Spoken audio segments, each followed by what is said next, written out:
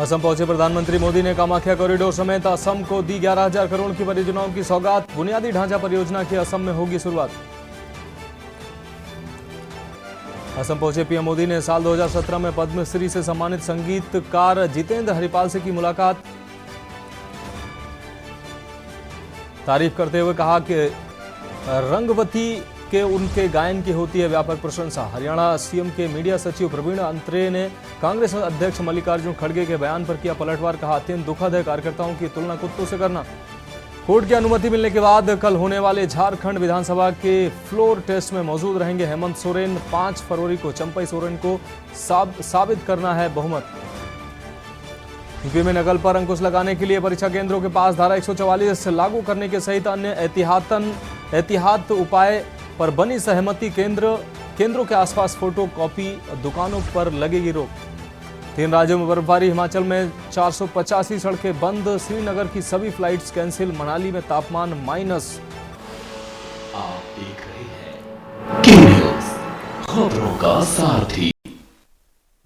नमस्कार, देश की बात में आपका स्वागत है। मैं हूं मनोज मानस और देश की बात में अब सबसे पहले छत्तीसगढ़ की खबरों की बात करते हैं। कांकेर से अहम खबर सामने आ रही है। नक्सलियों ने आईडी ब्लास्ट किया है और लोकसभा चुनाव के पहले नक्सलियों की यह बड़ी साजिश थी।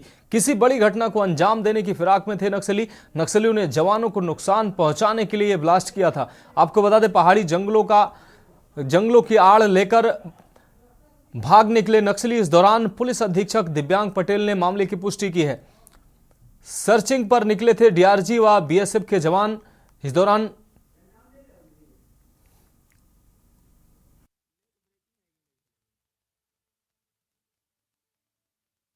बम के अलावा अन्य सामग्री भी बरामद हुई है।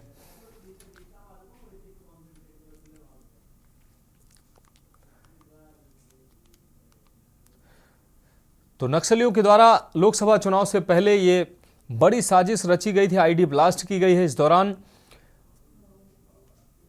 पुलिसकर्मियों को सुरक्षाकर्मियों को नुकसान पहुंचाने के उद्देश्य से ये ब्लास्ट किया गया है। आपको बता दें, सर्चिंग के लिए बीएसएफ और डीआरजी के जवान निकले थे।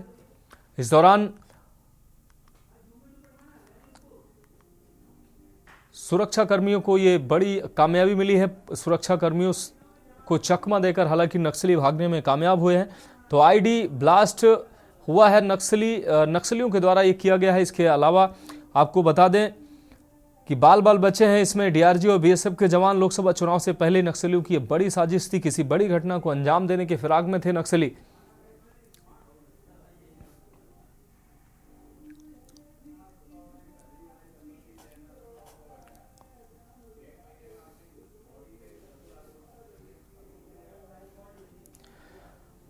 अब रुक करते हैं अगली खबर का। विराटनगर विधानसभा क्षेत्र में जिला पुलिस अधीक्षक रंजीता शर्मा ने बताया कि पुलिस मुख्यालय जयपुर द्वारा महिलाओं पर अत्याचार संबंधी प्रकरणों से तत्परता से कार्रवाई करने के आदेशों की पालना में भाबरू थाना पुलिस ने दर्ज प्रकरण में अपहृत नाबालिग लड़की व आरोपी को गिरफ्तार करने के निर्देशों पर अतिरिक्त पुलिस अधीक्षक कोटपोतली नेम सिंह के निर्देशों व वित्ताधिकारी वित्त विराटनगर रोहित सांखला के सुपरविजन में भाबरू थाना प्रभारी मनोहर लाल के नेतृत्व में गठित टीम द्वारा कार्रवाई करते हुए मुलजिम रोहित मीणा को गिरफ्तार किया गया।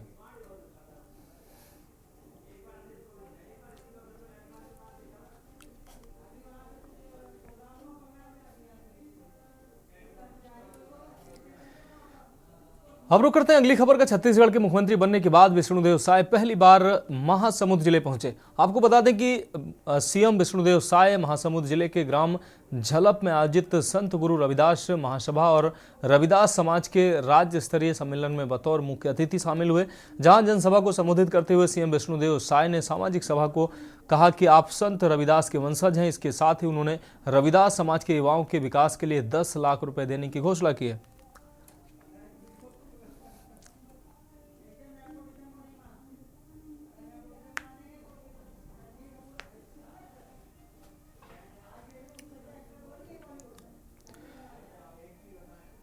अगली खबर सरगुजा से है, जहां लगातार चौथे दिन तक आईटी की टीम के द्वारा पूर्व खाद्य मंत्री अमरजीत सिंह भगत के निवास पर छापेमारी जारी रही। सूत्रों के अनुसार अमरजीत भगत के निवास अंबिकापुर से लगभग 27 लाख रुपए, 308 ग्राम सोना व चांदी के सिक्के बरामद हुए हैं। इसके इस रेड को देखते हुए के न्यूज के संवाददाता विकास गुप्ता ने वर्तमान सीतापुर विधायक राम कुमार टोप्पो से खास बातचीत की है।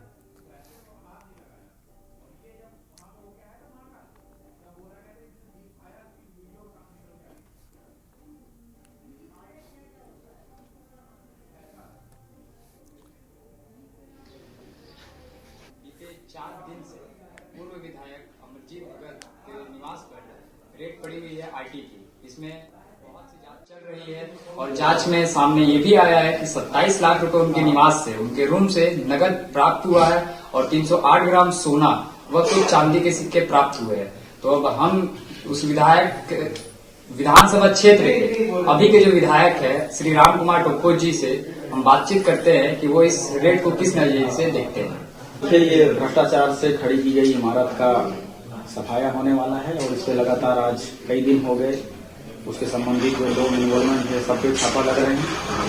लेकिन ये मुझे लगता है कि ये लोग सतर्क हो गए थे, कई चीजें पार कर गए होंगे, मगर ऐसा नहीं है। बहुत कुछ मिला है, इसके अलावा भी मिला है जो कि अभी जांच अंतिम होने के बाद सामने आएगा। सर, उनके कुछ समर्थकों के द्वारा ये बोला जा रहा है कि ये राजनीतिक तौर पे कि ये केवल कांग्रेस के अधिकारियों पे पड़ रही है, नेताओं पे पड़ रही है, ये बीजेपी में किसी पे नहीं पड़ रही। तो इसमें आप क्या कहेंगे?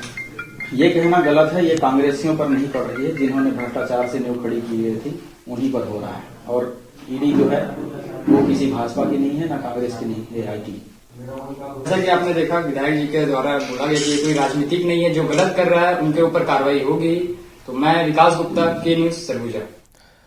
अब बढ़ेंगे अगली खबर की ओर। खबर कोरिया जिले से संबंधित है, जहां पर कोरिया जिले में करीब 15 से 20 वर्षों से प्रकाशन के माध्यम से जनहित कार्यों व भ्रष्टाचार को उजागर करने वाले देश के जाने माने और चौथे स्तंभकार पत्रकार को आए दिन किसी न किसी झूठे मामले में हमेशा फंसाने की कोशिश की जाती है। हम आपको बता दें कि कोरिया जिले के पत्रकार अजीत पत्रकार को प्रशासन के द्वारा निर्देशित करके रात्रि के करीब 10 बजे बैकुंठपुर बस स्टैंड से शराब का हवाला देकर थाने में बैठा लिया गया। आबकारी एक्ट के तहत झूठी कार्रवाई कर जेल भेज दिया गया। मामले के अनुसार पत्रकार अजीत पाटकर के घर पुलिस के द्वारा सूचित नहीं किया गया तथा मनमानी तरीके से अंदर कर उनको जेल भेज दिया गया। चूंकि फर्स्ट ऑफ इंफॉर्मेशन के अनुसार लिखित शिकायत किया गया है अमित पटकार के नाम पर, परंतु जेल इनको पत्रकार को क्यों भेजा गया ये मनमानी समझ में नहीं आ रही। देखिए, भारतीय राष्ट्रीय पत्रकार महासंघ और कलेक्टर साहब से भी बात हुआ है। उन्होंने आश्वासन दिया है कि सोमवार तक उनको छोड़ दिया जाएगा, अजीत पाटकर जी को छोड़ दिया जाएगा। अगर नहीं छोड़ते हैं तो भारतीय राष्ट्रीय पत्रकार महासंघ मंगलवार से चक्का जाम करेगा, धरना प्रदर्शन करेगा, करने के लिए बाध्य होगा। जी, कब तक छोड़ने का दिलासा दिया गया? सोमवार को दिलासा दिया गया है कि सोमवार तक छोड़ दिया जाएगा। भारतीय राष्ट्रीय पत्रकार संघ के बैनर तले अजीत पाटकर एक हमारा पत्रकार साथी है जिसकी गिरफ्तारी हुई है 151 के तहत। पुलिस प्रशासन से हमने इस बारे में बात करने का कोशिश किया तो उन्होंने बताया कि शराब के नशे में हुड़दंग कर रहा था, जबकि एक सत्यता नहीं है। उनकी गिरफ्तारी की निंदा करते हैं पत्रकार संघ के, भारतीय पत्रकार राष्ट्रीय संघ के बैनर तले सारे पत्रकार साथी इकट्ठा हुए हैं। एडिशनल एसपी से मिलने के प्रयास किए और इसके साथ कलेक्टर साहब से भी हम लोग मिलकर आ रहे हैं। उन्होंने बोला कि आप घर पे नहीं, कार्यालय पे मिलते हैं, बस उनकी इंतजार कर रहे हैं। लेकिन हमारा एक ही मांग है कि हमारा जो साथी को गिरफ्तार किया गया उसकी बेल आज ही हो और तत्काल हो। सीतापुर विधानसभा क्षेत्र के विधायक रामकुमार टोप्पो अपने विधानसभा के ग्राम पंचायत देवगढ़ स्वर्गीय सुखी राम स्मृति अंतर्राज्यीय वॉलीबॉल प्रतियोगिता 2024 के समापन समारोह में शामिल हुए और साथ ही बच्चों द्वारा तैयार किए गए सांस्कृतिक नृत्य का उन्होंने आनंद उठाया। वॉलीबॉल खेलने की इच्छा भी जाहिर की और मैदान में उतरने से खुद को रोक नहीं पाए और अपनी एक नई विधायक टीम बनाकर उतर गए।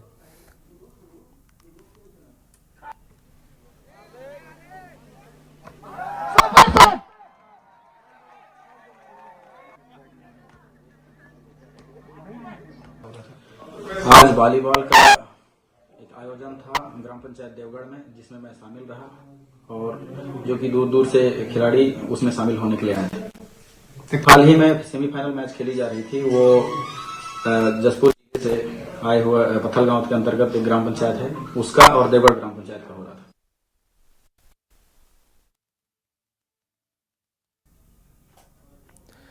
अब देश की बात में बढ़ते हैं अगली खबर की ओर। जबलपुर शहर में भी महिलाएं जागरूक होती नजर आ रही हैं। आपको बता दें, वहीं महिला संगठन द्वारा महिलाओं के हित में कार्य करने वाले नए संगठन के निर्माण की नींव रखी गई है, जिसमें जबलपुर के अधिवक्ता बिहाग दुबे द्वारा फार्म भरकर संगठन के निर्वाचन के लिए फार्म भरकर आगे भारत सरकार तक पहुंचाया गया। इस संगठन को लेकर महिला बड़ी उत्सुक नजर आई और महिलाओं के हित में कार्य करने का संकल्प लेते हुए अपने देश का नाम करने का भी संकल्प लिया।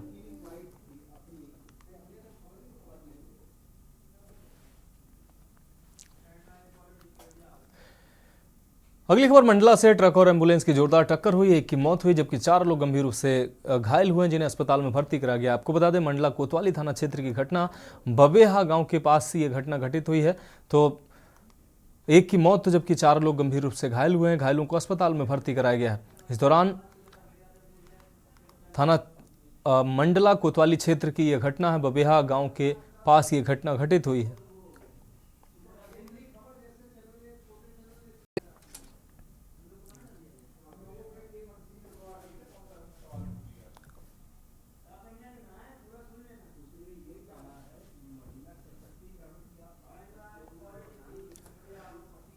अगली खबर नागौर से है, जहां एक स्कूली छात्र का शव मिलने से क्षेत्र में सनसनी फैल गई है। 11वीं कक्षा में पढ़ने वाले छात्र यश पिछले 14 दिन से लापता था और परिजन लगातार पुलिस से छात्र को तलाश करने की मांग कर रहे थे।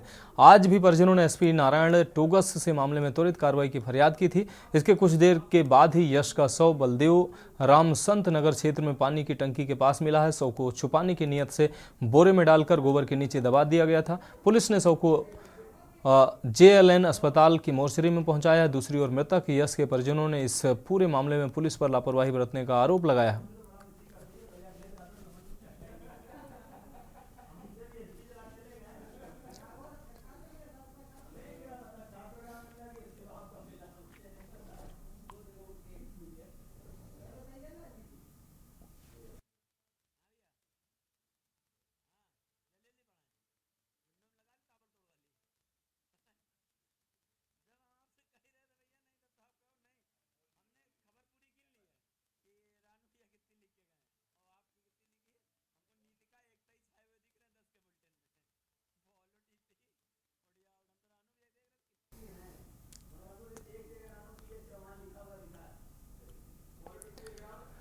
रुक करेंगे अगली खबर का। रतलाम जिले के पिपलौदा थाना क्षेत्र के कंचनखेड़ी में प्राण घातक हमले में घायल 77 वर्षीय वृद्ध की मौत से परिजनों व समाज के जनों में आक्रोश भड़क गया है। वृद्ध के शव को आरोपी पिपलौदा जनपद उपाध्यक्ष सुरेश जाट के गांव में स्थित घर के बाहर रखकर विरोध जताया गया है। सूचना मिलते ही जाबरा SDM अनिल भाना SDOP शक्ति सिंह चौहान दलबल के साथ मौके पर पहुंची। करीब आधे घंटे तक शव आरोपी के घर के बाहर रखा रहा। अधिकारी परिजनों व स्वजनों को समझाने की कोशिश करते रहे, लेकिन वह मानने को तैयार नहीं थे। परिजनों का कहना है कि आरोपी सुरेश जाट का मकान तोड़ा जाए। अधिकारी आश्वासन देते रहे। SDM भाना ने परिजनों को समझाया। खेड़ी में 24 तारीख को एक 307 की FIR दर्ज हुई थी, जिसमें 8 आरोपी थे। 3 आरोपी 24 तारीख को ही गिरफ्तार के लिए गए थे। 3 आरोपी जो है कल गिरफ्तार किए हैं और एक आरोपी आज भी गिरफ्तार हुआ है। इस तरह 7 आरोपी गिरफ्तार कर लिए गए हैं। एक आरोपी अभी फरार है, उसके लिए भी गिरफ्तारी का प्रयास कर। परिजनों के क्या कुछ कहना है? परिजनों के आरोप थे उसमें कि कोई कार्रवाई नहीं हुई, पुलिस की ओर से कार्रवाई चल रही है। रुक करते हैं अगली खबर का। फरीदाबाद से अयोध्या के लिए बस सेवा शुरू कर दी गई है। इस पहली बस को हरियाणा के परिवहन मंत्री मूल चंद्र शर्मा ने हरी झंडी दिखाकर रवाना किया। इस मौके पर उनके साथ बड़खल के विधायक सीमा त्रिखा, फरीदाबाद से विधायक नरेंद्र गुप्ता व पूर्व जिलाध्यक्ष गोपाल शर्मा मौजूद रहे। वहीं इस मौके पर कैबिनेट मंत्री मूलचंद शर्मा ने बताया कि यह लड़ाई पिछले 500 वर्षों से चली आ रही थी, जिसमें भाजपा सरकार ने जीत हासिल करते हुए अयोध्या में न केवल राम मंदिर का निर्माण कराया है, बल्कि राम लला की प्राण प्रतिष्ठा भी की है। बता दें, 22 जनवरी को राम मंदिर का उद्घाटन हुआ, जिसमें देश के प्रधानमंत्री के द्वारा यह उद्घाटन कार्य हुआ।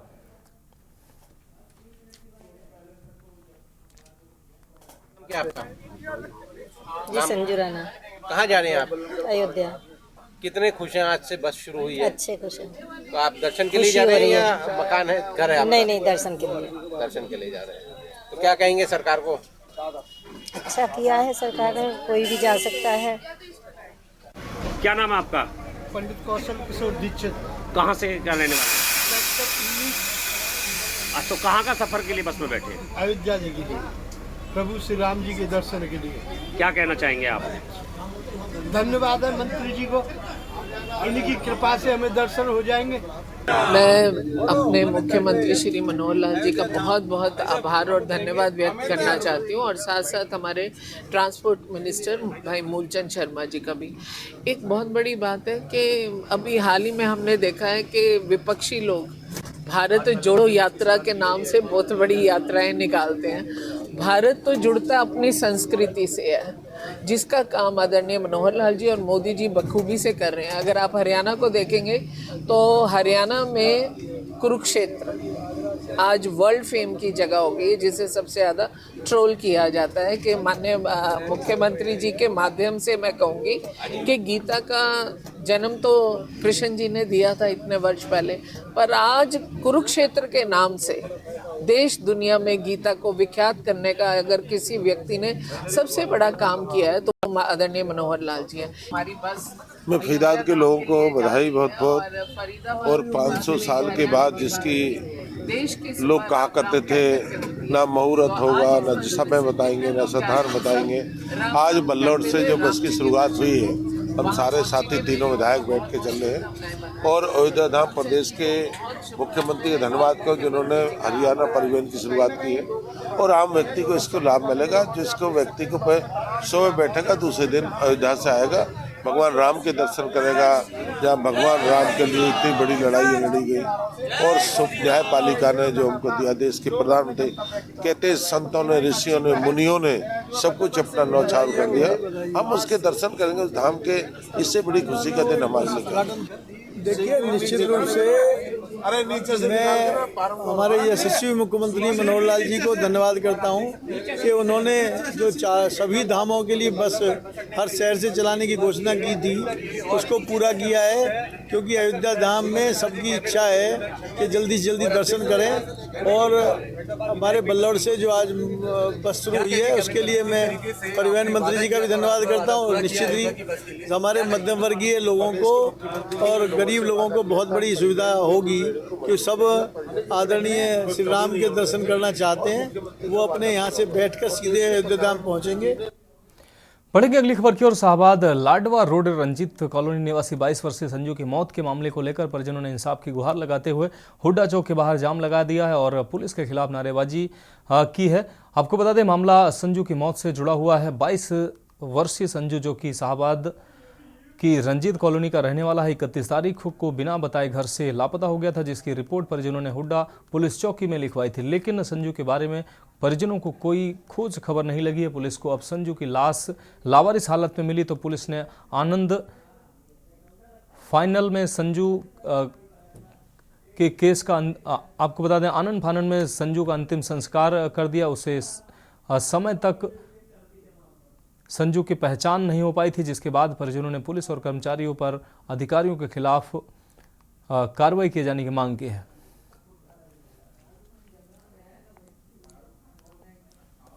उन्होंने डिमांड करी थी भाई हमारे को जस्टिस मिले, तो हमने इनको आश्वासन दिया भाई आपको पूरा न्याय मिलेगा।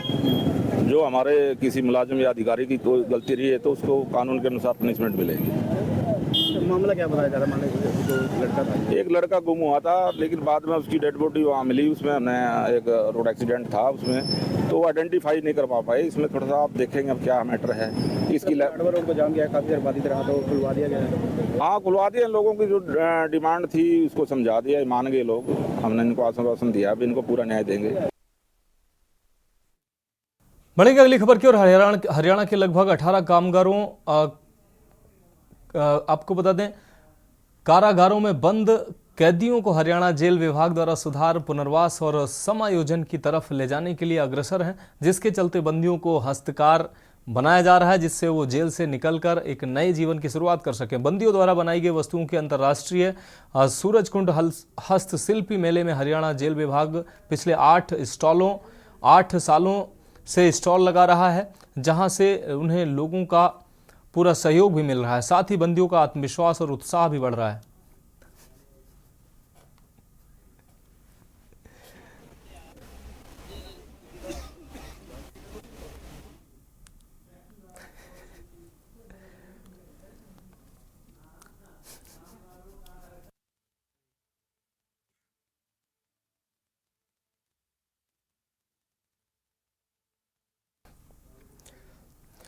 रुक रहेंगे अगली खबर का। भाजपा में शामिल होने वालों का सिलसिला लगातार जारी है। इसी कड़ी में जगाधरी में सैकड़ों लोगों ने विभिन्न दलों को छोड़कर भाजपा का दामन थाम लिया है। इस मौके पर कैबिनेट मंत्री कंवरपाल गुर्जर ने मीडिया से बात करते हुए कहा, यह भाजपा की निष्पक्षता का ही परिणाम है कि पूरे प्रदेश में निष्पक्षता के साथ मनोहर सरकार काम कर रही है और पूर्व की सरकारों में भाई भतीजावाद था और केवल नजदीकी रिश्तेदारों के ही काम होते थे। लेकिन माननीय प्रधानमंत्री मोदी ने कहा कि सबका साथ सबका विकास, इस पर चलते हुए सरकार कार्य कर रही है।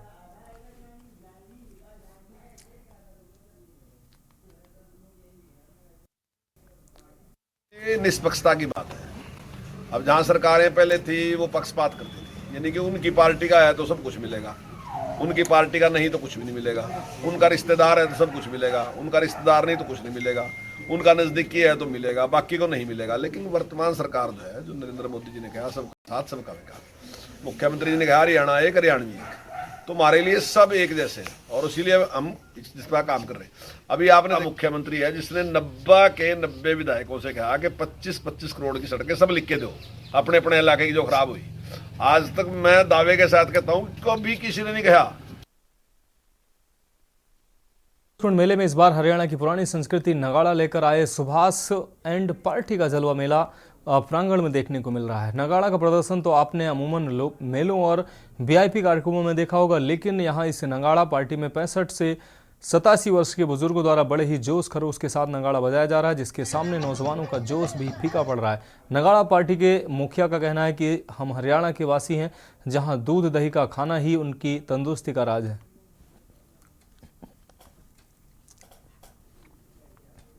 पार्टी गांव चांदर से, जिला पलवल, हरियाणा से आपके बीच में आई है और हमारा तो एक ही मकसद होता है, एक अपनी भारत की और अपनी हरियाणा की संस्कृति को बचाते हुए ऐसा कार्य करने में हमें बहुत ही अच्छा लगता है। देखा जा रहा है कि देशों में देश हरियाणा जिस दूध दही का खाना, जब खान पान हमारा सही रहेगा तो देश के बच्चे, नौजवान साथी सभी ठीक रहेंगे। यदि खान पान ठीक नहीं रहेगा तो फिर तो बेकार है। अब मेला शुरुआती दौर में ही है, थकावट तो नहीं होगी? थकावट नहीं होगी, कभी भी नहीं होगी। क्या नाम है? मेरा नाम बुधराम है। क्या उम्र है आपकी? मेरी 65 साल की उम्र है। 65 साल है। हाँ। सारे लगभग लग रहा है कि 60 के प्लस की है। हाँ जी, सब 60 के प्लस की है। हाँ जी, हमारा ये 90 प्लस में है। हाँ जी, विजय राम। क्या उम्र है आपकी? 87। आप इस चांदर से हैं? चांदर से। तो कितने सालों से जो है आप इस? मैं इतने बड़े 14 साल से गा रहा हूँ, 14 साल बजा रहा हूँ, 14 साल से चल रहा हूँ। क्या कहना चाहेंगे जो आज भी युवा जो है कम उम्र में थक जाते हैं? हाँ, वो तो समय ऐसा ही है जी, आज क्यों युवा तो थकी जो है। आप बहुत पुराने समय से इसमें जुड़े हुए हैं, तो ये किस तरह से जो है लोग हरियाणा की संस्कृति से जुड़ा हुआ है जो ये? हाँ, हरियाणा की संस्कृति से जुड़े हो, हमारी जो संस्कृति है पुरानी वो चल। रुक करते हैं अगली खबर का। छत्तीसगढ़ विधानसभा का 5 फरवरी से बजट सत्र शुरू हो रहा है। विधानसभा अध्यक्ष डॉक्टर रमन सिंह ने इस सत्र को अहम करार देते हुए कहा कि सरकार के बजट से राज्य के विकास की दिशा तय होगी। बजट सत्र शुरू होने से एक दिन पहले डॉक्टर रमन सिंह ने मीडिया से चर्चा में कहा कि केंद्रीय वित्त मंत्री ने डिजिटल बजट पेश किया था। हमारा प्रयास है कि छत्तीसगढ़ विधानसभा भी नई तकनीकी से जुड़कर काम करेगी। छत्तीसगढ़ विधानसभा को पेपरलेस बनाया जाएगा। हाँ, इससे सदन का कामकाज सरल होगा। उन्होंने इसके साथ ही कहा कि छत्तीसगढ़ 2025 में अपनी यात्रा के 25 वर्ष पूरे करने जा रहा है। हमारा प्रयास होगा कि हम नई विधानसभा में प्रवेश कर जाएं।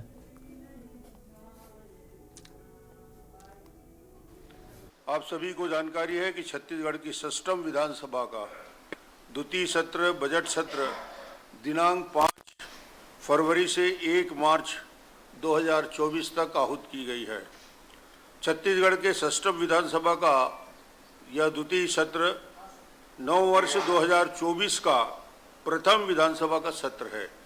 इस सत्र में कई मायने में महत्वपूर्ण होने वाला है। प्रदेश की नई सरकार के बजट प्रस्तुत किया जाएगा। सरकार के बजट के अनुसार छत्तीसगढ़ के विकास की दिशा तय होगी। हाल ही में केंद्र में माननीय प्रधानमंत्री जी द्वारा 47 लाख करोड़ से अधिक का अंतरिम बजट लाया गया। इस बजट में अंत्योदय की भावना, विकसित भारत का संकल्प और नई सदी का आत्मविश्वास साफ दिख रहा था। रुक करते हैं अगली खबर का। पावटा साहिब के सालावाला पंचायत में आयोजित हुआ सरकार गांव के द्वारा कार्यक्रम। बड़ी संख्या में लोग पहुंचे। इस अवसर पर कार्यक्रम स्थल पर अधिकतर विभागों के प्रदर्शनी स्टॉल लगाए गए। साथ ही सामान्य प्रमाण पत्र और स्वास्थ्य जांच सुविधा के लिए भी विभागों के स्टॉल लगाए गए। इस अवसर पर स्थानीय कलाकारों ने सांस्कृतिक कार्यक्रम प्रस्तुत कर लोगों का मनोरंजन भी किया।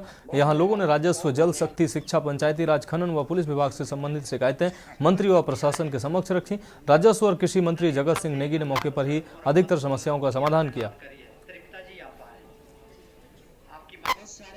अतिथि भी कहना चाहता हूँ कि मौसम भी थोड़ा जो है अब आना चाहिए, बारिश की बड़ी सख्त जरूरत थी।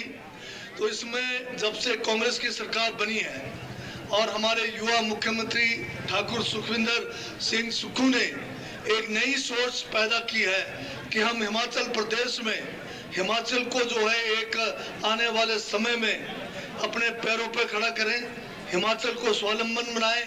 और जो भारतीय जनता पार्टी के कुशासन के कारण पिछले 5 सालों में कहते रहे डबल इंजन की सरकार, परंतु 75,000 करोड़ का भारी भरकम कर्ज हमें छोड़कर गए हैं। 12,000 करोड़ का कर्ज कर्मचारियों का जो देनदारी है वो भी हमें छोड़ गए हैं। और पिछली बार जो भारी प्राकृतिक आपदाएं हुई जिस कारण हमें जो है बहुत सारे हमारे जो स्कीम थे उन स्कीमों में थोड़ा जो है तेजी जो ला नहीं पाए, परंतु उसके बावजूद हमने जो आपको खासकर जो चुनाव के समय वादे किए थे, जो गारंटी के रूप में वादे किए थे, उन गारंटियों को भी भारी जो है आर्थिक तंगी के बावजूद, भारी प्राकृतिक आपदा के बावजूद हमने उनको जो है चरणबद्ध तरीके से गारंटियों को पूरा करना शुरू किया है। तो देश के बाद में वक्त एक ब्रेक का है, जल्द हाजिर होंगे। आप देख रहे हैं के न्यूज, खबरों का सारथी। ब्रेक के बाद देश की बात में एक बार फिर से आपका स्वागत है। अब रुक करते हैं अगली खबर का। गुरदासपुर जिले के बहरामपुर थाने के गांव जगोचक टांडा के गुरुद्वारे में गांव के ही एक व्यक्ति ने चोरी की घटना की, जिसमें सीसीटीवी में यह घटना कैद हो गई। जानकारी देते हुए गुरुद्वारा जागोचक टांडा के अध्यक्ष सुरेंद्र सिंह ने बताया कि हमारे गांव का एक व्यक्ति निशान सिंह पुत्र बख्शीश सिंह जो नशे का आदी है और पहले भी कई चोरियां कर चुका है, उसने गुरुद्वारे के शीशे तोड़कर चोरी कर ली, जिसकी सीसीटीवी पहचान हो गई है। गांव वालों ने उसके खिलाफ पुलिस को कंप्लेंट देकर कार्रवाई करने की मांग की। अभी तक आरोपी पुलिस की गिरफ्त से बाहर है।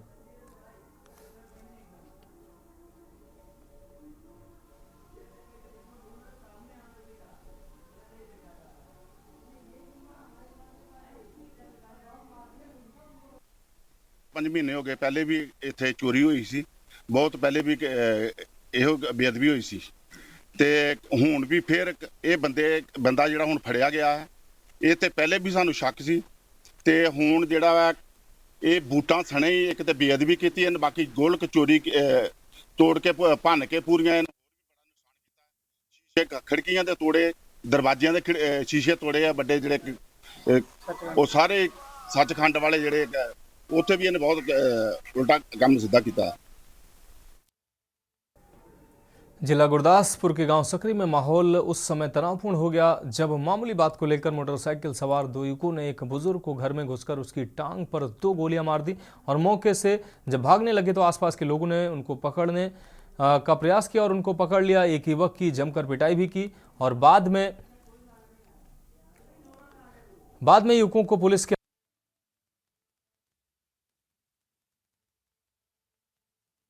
चल रहा है और पुलिस द्वारा मामले की जांच पड़ताल की जा रही है।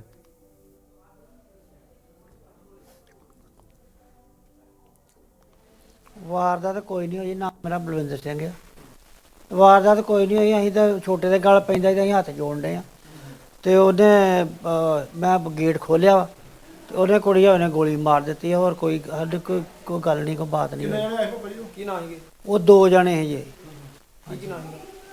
एक का नाम तो हरजीत सिंह है, दूजे का वो मुंडे का मैं नाम का नहीं पता, कोई समझ नहीं कोई आई। सानू कुछ भी नहीं कहा जी उन्हें, मैं तुम आखी उन्हें भैन ने गोली मार दी है तो अं भज नठी बस पै गई है। मेरे आ 2 ही लगी जी थले। हाँ जी, एक पेशेंट आए थे रात साढ़े को, पेशेंट का नाम बलविंदर सिंह है, 62 ईयर एज है, मेल पेशेंट है। तो रात साढ़े को हिस्ट्री ऑफ गन शॉट नाल आए थे। बेसिकली पेशेंट दे ਐਗਜ਼ਿਟ ਤੇ ਐਂਟਰੀ ਵੂਨਸ ਹੈਗੇ ਨੇ। ਇਸ ਤਰ੍ਹਾਂ ਜੋ ਐਕਸਰੇਜ਼ ਕੀਤੇ ਨੇ ਉਹਦੇ ਵਿੱਚ ਕੋਈ ਬੁਲੇਟ ਤਾਂ ਅਵੇਲੇਬਲ ਨਹੀਂ ਹੈ ਇਸ ਵੇਲੇ। ਸੋ ਇਸ ਲਈ ਕੋਈ ਬੋਨੀ ਇੰਜਰੀ ਨਜ਼ਰ ਨਹੀਂ ਆ ਰਹੀ ਹੈ, ਬੋਨੀ ਜਾਂ ਵੈਸਟਰਨ ਇੰਜਰੀ ਕੋਈ ਖਾਸ ਨਜ਼ਰ ਨਹੀਂ ਆ ਰਹੀ ਹੈ। ਸੋ ਇਸ ਲਈ ਪੇਸ਼ੈਂਟ ਸਾਡੇ ਕੋਲ ਆਬਜ਼ਰਵੇਸ਼ਨ 'ਚ ਹੈਗਾ। ਜੋ ਪੇਸ਼ੈਂਟ ਜਿਹੜੇ ਵੂਨ ਸੁਚਰੇਬਲ ਸੀਗੇ ਸੁਚਰ ਕਰ ਚੁੱਕੇ ਹਾਂ। ਸੋ ਹਾਲੇ ਪੇਸ਼ੈਂਟ ਆਬਜ਼ਰਵੇਸ਼ਨ ਦੇ ਵਿੱਚ ਹੈ।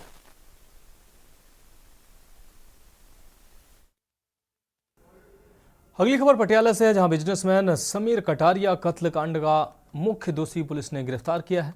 आपको बता दें, गिरफ्तारी के मौके पर आमने सामने गोलियां चली। एसएसपी पटियाला वरुण शर्मा आईपीएस द्वारा प्रेस वार्ता कर मामले की जानकारी दी गई। कुछ दिन पहले समीर कटारिया, जो कि पटियाला का बिजनेसमैन है, उसको गाड़ी छीनने को लेकर बेरहमी से कत्ल कर दिया गया था, जिसमें 4 दोषियों को नामित किया गया था, जिसमें 2 पहले ही गिरफ्तार हो चुके थे, जबकि सतबीर सिंह मुख्य दोषी है। इसी ने कत्ल किया था, उसकी गिरफ्तारी की गई है।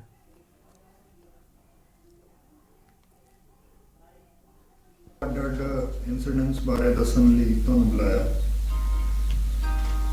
ਬੀਤੇ ਦਿਨੀ ਪਾਸੀ ਰੋਡ ਜਿਹੜਾ ਕਿ ਇੱਕ ਪੌਸ਼ ਰੈਜ਼ੀਡੈਂਸ਼ੀਅਲ ਏਰੀਆ ਹੈ, ਉੱਥੇ ਸਵੇਰੇ 2:30 ਵਜੇ ਤੜਕਸਾਰ ਸਮੀਰ ਕਟਾਰੀਆ ਨਾਮ ਦੇ 35 ਸਾਲਾ ਬਿਜ਼ਨਸਮੈਨ ਨੂੰ 4 ਦੋਸ਼ੀਆਂ ਨੇ ਬੜੀ ਬੇਰਹਿਮੀ ਨਾਲ ਗੱਡੀ ਖੋਹਣ ਦੀ ਨੀਅਤ ਨਾਲ ਮੌਤ ਦੇ ਘਾਟ ਉਤਾਰਤਾ ਸੀ। ਉਸ ਵਾਰਦਾਤ 'ਚ ਬੜੀ ਸਰਗਰਮੀ ਨਾਲ ਅਸੀਂ ਉਸੇ ਦਿਨ ਤੋਂ ਹੀ ਮਗਰ ਪੈ ਗਏ ਸੀ ਤੇ SP city Sarfaraz Alam, SPD Yogesh, SHO civil lines in charge CIA Shaminder Singh ਤੇ ਡੀਐਸਪੀ ਡੀ ਪਵਨਜੀਤ ਜੀ, ਇਹਨਾਂ ਦੀ ਟੀਮਾਂ ਨੇ 48 ਘੰਟਿਆਂ ਦੇ ਅੰਦਰ ਉਹ 4 ਦੋਸ਼ੀ ਆਇਡੈਂਟੀਫਾਈ ਕਰਕੇ ਉਹਨਾਂ ਚੋਂ 2 ਜਿਹੜੇ ਮੇਨ ਦੋਸ਼ੀ ਸੀ ਉਹ ਅਰੈਸਟ ਵੀ ਕਰ ਲਏ।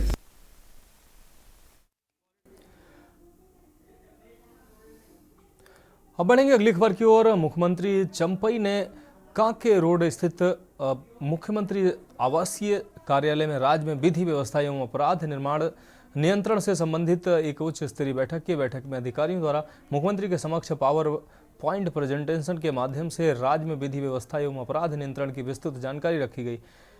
मुख्यमंत्री श्री चंपई सोरेन ने अधिकारियों से कहा कि अपराध मुक्त झारखंड राज्य सरकार की प्राथमिकता है। बैठक में अधिकारियों द्वारा मुख्यमंत्री चंपई को अवगत कराया गया कि पिछले दिनों नामकुम थाना अंतर्गत असामाजिक तत्वों के द्वारा जेएसएससी बिल्डिंग में तोड़फोड़ की घटना को अंजाम दिया गया था, जिस पर पुलिस प्रशासन द्वारा एफआईआर दर्ज की जा चुकी है और अनुसंधान भी जारी है।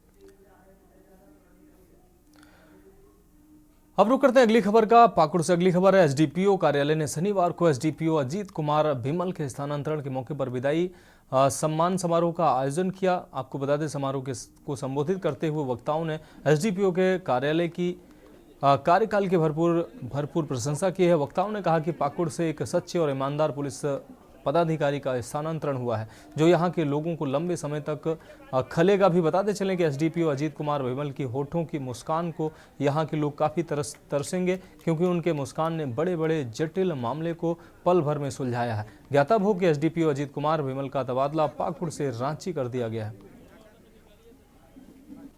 मैं अभिभूत हूँ और उमाशंकर ने सच पकड़ा। मैंने जान के चश्मा पहना हुआ है। सच में मैं बहुत भावीभोर हो गया हूँ। मैं जानता हूँ कि ये विदाई का पल भावीभोर करने वाला होता है, इसलिए अपनी भावनाओं को छुपाने के लिए अपनी आंखों को, मेरी आंखों को कोई न पड़े, इसलिए मैंने जान के ही चश्मा पहना था। वास्तव में 3 साल 3 महीना मैंने यहाँ पूरा कर चुका है, और ये जो 3 साल का पीरियड होता है पुलिस में फुल पीरियड माना जाता है, और ये सुकून बड़ा पल है कि मैंने 3 साल यहाँ पूरा किया पाकुड़ में। सूरतगढ़ से है, जहां कार्यवाहक सीआईए मानक लाल के अनुसार त्रिमूर्ति मंदिर सड़क मार्ग पर एक युवक संदिग्ध अवस्था में घूमने की सूचना मिली थी। इस पर पुलिस टीम ने युवक को मौके से गिरफ्तार कर तलाशी ली, तो उसके कब्जे से 2 किलोग्राम अफीम बरामद हुई है। युवक ने पूछताछ करने पर अपना नाम राकेश पुत्र चौथाराम जाट निवासी साइयों का बास रामाडा बास खुर्द बताया। आपको बता दें, खुर्द पुलिस थाना डगियाबास जिला जोधपुर का रहने वाला बताया है। एसआई माणक लाल ने बताया कि प्रारंभिक पूछताछ में आरोपी ने बताया कि अवैध अफीम जोधपुर क्षेत्र से लाया था, जिसे सूरतगढ़ क्षेत्र में प्रतियोगी परीक्षा की तैयारी व किराए पर रह रहे युवकों को बेचने के लिए लाया था।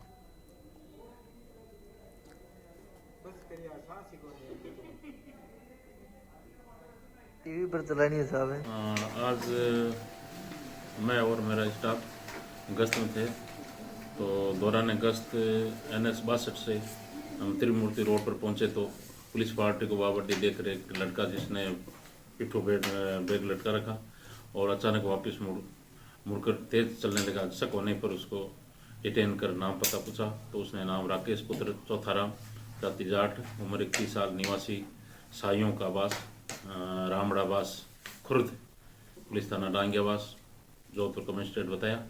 और उसकी गतिविधियाँ संदिग्ध लगने पर तलाशी ली गई तो उसके पिट्ठू बैग में 2 किलो अफीम मिला, जिसको जरिए पर जब्त किया गया, जब्त कर मुकदमा दर्ज किया गया और राकेश को गिरफ्तार कर लिया गया है और मुकदमा दर्ज करके जाँच श्री सत्यनारायण जी को द्वारा पुलिस निरीक्षक थानाधिकारी पुलिस थाना राज्य सर को सपोर्ट की गई।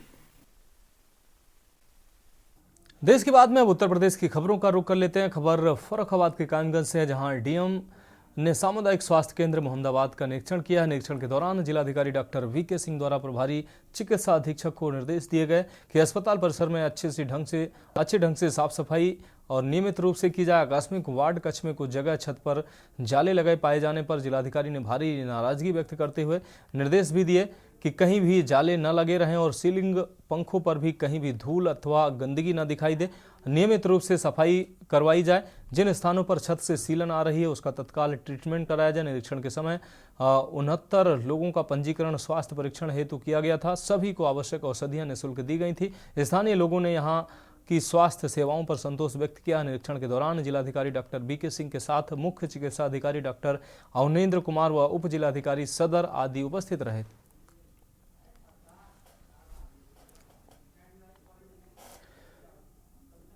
अब रुक करते हैं अगली खबर का। जनपद फतेहपुर और बांदा की सीमा दतौली में बना पुल 8 माह से बाधित है। आम जनमानस को भारी परेशानियों का सामना करना पड़ रहा है। NHI के ढुलमुल रवैये के चलते यातायात नहीं चालू हो पा रहा है। सरकार के राजस्व का नुकसान भी हो रहा है। इस पुल से कबरई व केन नदी से माल ढोने वाले वाहनों का आवागमन रुकने से भारी नुकसान भी हो रहा है।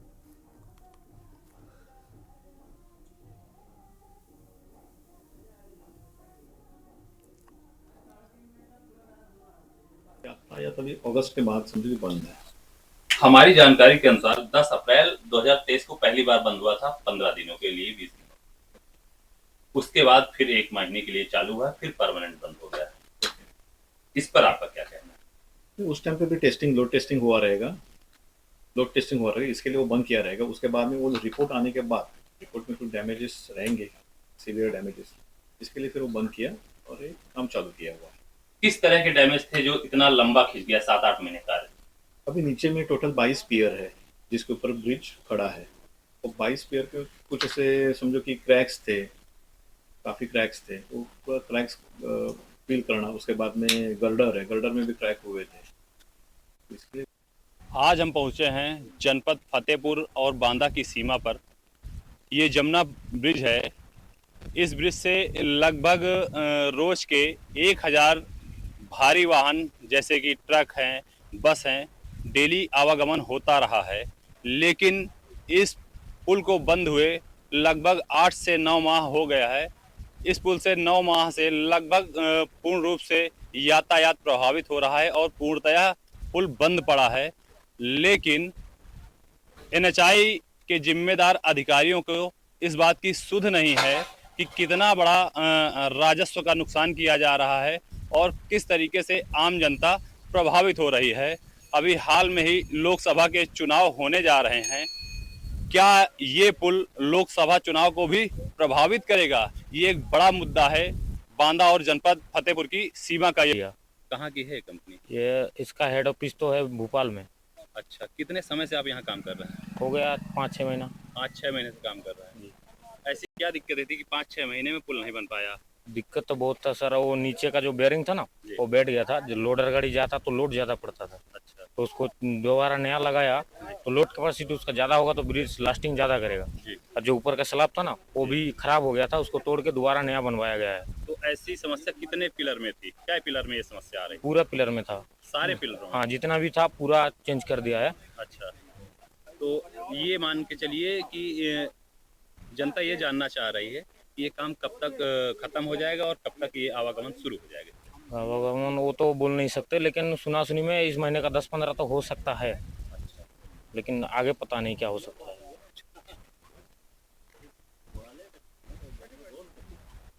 देखिए ये भी स्टाफ से इनसे चर्चा करते हैं। जी, क्या नाम है आपका? धर्मेंद्र साहू। अच्छा, धर्मेंद्र साहू जी, आप इस NHI में क्या किस पोस्ट पे? हम ये सब कॉन्ट्रैक्टर के थ्रू काम कर रहे हैं यहाँ पर। अच्छा, कितने समय से आप काम करवा रहे हैं? हो गए यहाँ पर 5 मंथ। 5 महीने। क्या नाम है आपका? हमारा नाम शायद तिनकवा है। कहाँ रहते हैं? तिनकवा नहीं साहब, भगदड़ा डेरा बेंदा अमलीगढ़। अच्छा, तो ये क्या लेके जा रहे हैं आप सर? ये ना आलू है, प्याज के ब्याह है साहब, पैदल गए बेंदा घाट वहाँ लगे, फिर दवाई में आए होंगे पुल के पास। तो आप लोगों को क्या क्या दिक्कतें हो रही हैं, ये पुल जो है बाधित होने दिक्कत हमें मान लिया कहीं जाना है, रिश्तेदारी में दावत है, तब इतना पैदल जान मान लिया हम रिश्तेदारी लगे। ये समस्या कितने दिनों से आप लोग? हो गई 7 महीने 8 हो गई। अच्छा, 7-8 महीने से। हाँ, 7-8 तो आप लोगों ने कभी किसी अधिकारी को या किसी जिम्मेदार पर्सन को इसकी चर्चा नहीं की? आप लोगों ने बात नहीं की? चर्चा अब हम कहूँ चलाइए साहब, तो हम कैसे चर्चा कर, मान लिया अब यही तुम आए गए हो, तुमसे कहा जाता बताई देते। तो यहाँ जब कोई आ जाता है उससे आप लोग अपनी समस्या कहते हैं? हाँ हाँ। चलिए, अब देखा पैदल गहन पैदल जा रहे हैं, ठीक है रात पे। चलिए, बड़ी समस्याएं निकल के आई हैं। यहाँ कई लोगों से चर्चा हुई, आम जनमानस से भी चर्चा हुई, आवागमन भी बाधित है और लगभग 7-8 महीने से समस्याएं चल रहे हैं। कैमरामैन अमरजीत के साथ मैं सुशील शुक्ला, के न्यूज़। रुक रहेंगे अगली खबर का। तहसील जलालपुर क्षेत्र के मसौदा गांव में 7 दिवसीय कथा का हुआ समापन। आपको बता दें, कथा वाचक का आचार्य दिलीप कृष्ण भारद्वाज ने 7 दिवसीय कथा में प्रभु श्री राम प्रभु की लीलाओं का गुणगान किया है। श्रीमद् भागवत कथा के शुभारंभ से पहले यहाँ के स्थानीय लोगों ने सैकड़ों की संख्या में महिला व कुंवारी कन्याओं के साथ कलश शोभा यात्रा निकाली थी। कलश शोभा यात्रा को गांव में भागवत कथा पंडाल परिसर से निकालकर चौराहे के मुख्य मार्ग होते हुए पुनः श्रीमद् भागवत कथा परिसर में लाकर स्थापित किया गया था। इस मौके पर आचार्य दिलीप कृष्ण भारद्वाज जी महाराज और कथा आयोजक भाजपा नेता अंशुमान सिंह ने बारी बारी से आए हुए अतिथियों को श्री राम का चित्र और अंग वस्त्र देकर सम्मानित किया। कथा समापन के बाद विशाल भंडारे का आयोजन हुआ। द्वारिकाधीश के ही गले में माला डाल दिया और सारे राजाओं ने, भाई बड़ा बुरा लगा। अब इनकी कितनी हो गई, रुक्मिणी, कालिंदी और सत्यभामा और आगरा समेत 52 जिलों में आज और कल बारिश की मौसम विभाग ने चेतावनी दी है। मौसम विभाग की सलाह है कि अगर जरूरी ना हो तो अगले 2 दिन बाहर निकलने से परहेज करें। आगरा, अमरोहा, औरैया, बागपत, बिजनौर, बांदा, चित्रकूट, इटावा, फतेहपुर, हाथरस, जालौन, मुरादाबाद, रामपुर, सहारनपुर, शामली, मैनपुरी, मथुरा, मेरठ आदि जिलों के लिए बारिश का अलर्ट जारी किया गया है। पश्चिमी विक्षोभ सक्रिय होने से मौसम ने करवट ली है। रविवार और सोमवार को राजधानी समेत प्रदेश के 52 जिलों में तेज हवा के साथ बारिश की चेतावनी जारी की गई है। आगरा में सुबह बूंदाबांदी होने से मौसम में ठंडक रही। वहीं मौसम विभाग ने 30 से 40 किलोमीटर प्रति घंटे की गति से हवा चलने और वज्रपात की चेतावनी भी दी है।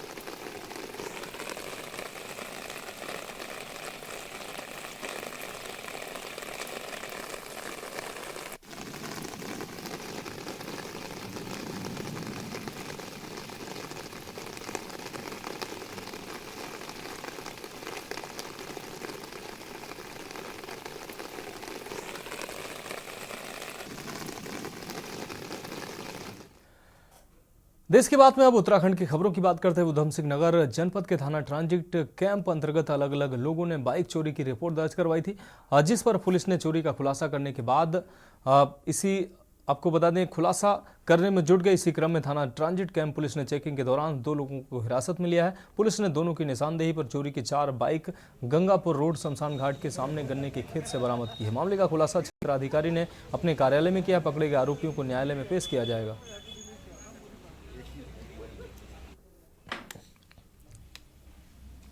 हम लोगों ने 2 लोगों को गिरफ्तार किया इस मामले में और 4 बाइकें रिकवर हुई हैं। 2 बाइकें जो इसमें हैं वो हमारे मुकदमे में वो थी, अनावरण जिनका शेष था, और बाकी 2 जो बाइकें इनकी निशानदेही पर जो हमने पता लगाई बरामद की हैं उनका हम चेसिस नंबर से तस्दीक करा रहे हैं। कितने लोगों की अरेस्टिंग की गई है इसमें? इसमें 2 लोगों की अरेस्टिंग की गई है। एक का नाम है दीपक शर्मा जो मूलतः बरेली से हैं और एक विजय शर्मा जो मूलतः पीलीभीत जनपद से हैं। दोनों हाल में ही ट्रांजिट कैंप क्षेत्र में ही किराए पर रह रहे थे। मैम इनके द्वारा जो बाइकें बेची जाती थी, किन लोगों को बेची जाती थी, उनके खिलाफ भी किस तरीके की कार्रवाई की जा रही है आपके द्वारा? अभी ये सब विवेचना का हिस्सा है, तो अभी हम इन सब बातों को पता लगा रहे हैं और जैसे जैसे तथ्य सामने आते जाएंगे हम आपको बताते जाएंगे। रुक रहेंगे अगली खबर का। देहरादून में कांग्रेस की मुख्य प्रवक्ता गरिमा मेहरा दसोनी ने सरकार पर निलंबित उद्यान निदेशक एचएस बवेजा को बचाने का आरोप लगाया। उन्होंने कहा कि उत्तराखंड में उद्यान घोटाले को अंजाम देने के बाद बवेजा अब हिमाचल के लिए रवाना होने के लिए पत्र लिख चुके हैं। सरकार उन्हें रोकने में नाकाम रही है। करने वाला ये फैक्ट है और जंगल राज ऐसा लग रहा है कि उत्तराखंड में चल रहा है।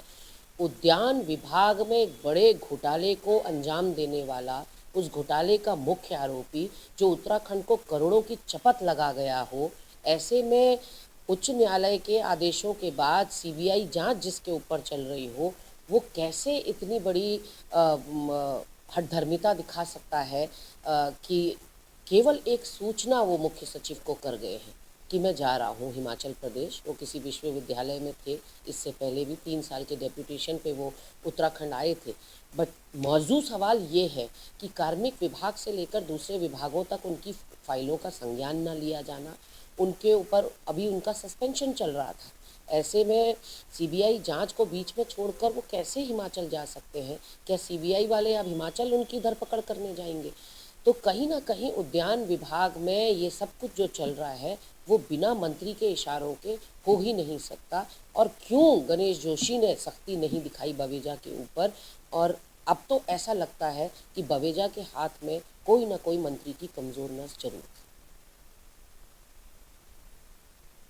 रुक करेंगे अगली खबर का। उत्तराखंड में बारिश और बर्फबारी का दौर जारी है। जहां मैदानी क्षेत्रों में झमाझम बारिश हो रही है तो वहीं पहाड़ों पर बर्फबारी देखने को मिल रही है। बर्फबारी से उत्तराखंड की पूरी पहाड़ियां सफेद चांदी की चादर ओढ़े नजर आ रही हैं। प्राकृतिक सुंदरता को 4 चांद लगाती नजर आ रही हैं। कुदरत के इस तोहफे का सैलानी पहाड़ों की रानी मसूरी और धनोल्टी में पहुंचकर बर्फबारी का आनंद ले रहे हैं। वहीं बड़ी संख्या में सैलानियों के उत्तराखंड पहुंचने पर व्यापारी खुश नजर आ रहे हैं। देखिए पहाड़ों की रानी मसूरी से हमारे संवाददाता वसंत कश्यप की एक खास रिपोर्ट। कुदरत जब धरती पर मेहरबान होती है तो नज़ारा इस तरह का देखने को मिलता है। हम लोग मौजूद हैं पहाड़ों की रानी मसूरी और धनोल्टी में, जहां पर सीजन की पहली बर्फबारी हुई है और इस बर्फबारी का लुत्फ उठाने के लिए बड़ी दूर दूर से सैलानी उत्तराखंड की ओर रुख कर रहे हैं और यहाँ पर आकर बर्फबारी का आनंद ले रहे हैं। कहाँ से आए हैं आप लोग सर? हरिद्वार और दिल्ली। तो पहली बार आए आप यहाँ पर? नहीं, पहले भी आ चुके हैं। तो कैसा लगा यहाँ पर आकर के? बहुत मजा आ रहा है बर्फ में। सॉफ्ट, ये बहुत सॉफ्ट है और हमारा डॉग भी इंजॉय कर रहा है। आप कहाँ से आए? मैं दिल्ली से आई हूँ, मैं पहली बार आई हूँ यहाँ। How do you feel? बहुत मजा आ रहा है, मैंने पहली बार स्नो देखी है। आपने? मैंने काफी बार देखी है बट मुझे काफी मजा आ रहा है। तो और कितना रुकेंगे यहाँ पर अभी? अभी तो है। देखिए सैलानी बड़ी दूर दूर से उत्तराखंड की ओर रुख कर रहे हैं क्योंकि सीजन की पहली बर्फबारी है और इस बर्फबारी का आनंद लेने के लिए सैलानी उत्तराखंड की ओर रुख कर रहे हैं और बर्फबारी का आनंद ले रहे हैं। उत्तराखंड के पहाड़ों की रानी मसूरी से बसंत कश्यप, के न्यूज इंडिया।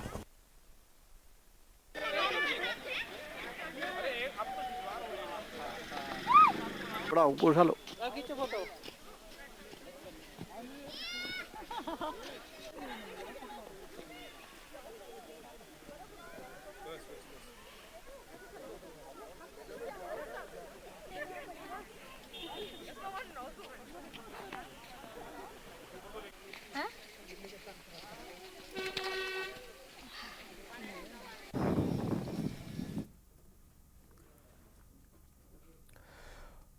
तो देश की बात में अभी मेरे साथ इतना ही। मुझे दीजिए इजाजत और आप देखते रहिए के न्यूज इंडिया। आप देख रहे हैं के न्यूज, खबरों का सारथी।